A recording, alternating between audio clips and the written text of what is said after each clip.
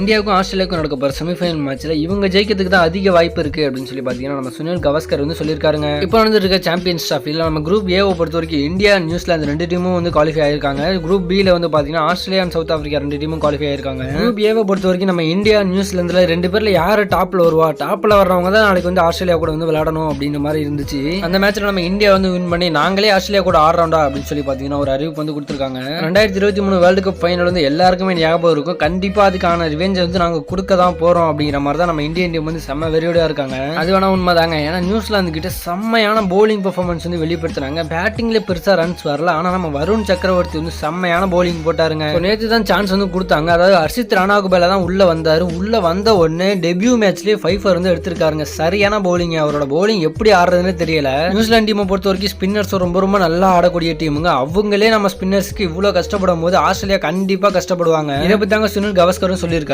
போன வருஷம் நடந்த மேட்ச் வேற, இப்போ நடக்க போற மேட்ச் வேற. ரெண்டுத்துக்கும் பிட்ச் கண்டிஷன் வந்து அதிகமாவே டிஃபரன்ஸ் இருக்கு. அது மட்டும் இல்லாம ஆஸ்திரேலியா டீம்ல போலிங் வந்து அந்த அளவுக்கு எக்ஸ்பீரியன்ஸ் கிடையாது. ஆனா நம்ம இந்தியன் டீமோட போலிங் வந்து இப்போதைக்கு செம்மையா இருக்கு. அது மட்டும் இல்ல இந்தியன் டீம்ல பேட்ஸ்மேன் எல்லாருமே நல்ல ஃபார்ம்ல இருக்காங்க. குறிப்பா ரோஹித் சர்மா அந்த செமிஃபைனல் மேட்ச்ல சரியான நாக் அடிப்பாரு அப்படின்னு சொல்லி பாத்தீங்கன்னா நம்ம சுனில் கவாஸ்கர் வந்து சொல்லியிருக்காருங்க. சரி ஓகே, இந்த மேட்ச்ல நம்ம இந்தியா ஜெயிப்பாங்களா ஆஸ்திரேலியா ஜெயிப்பாங்களா அப்படின்னு சொல்லி உங்களோட கருத்தை மறக்காம கீழே கமெண்ட்ஸ்ல சொல்லிட்டு போங்க.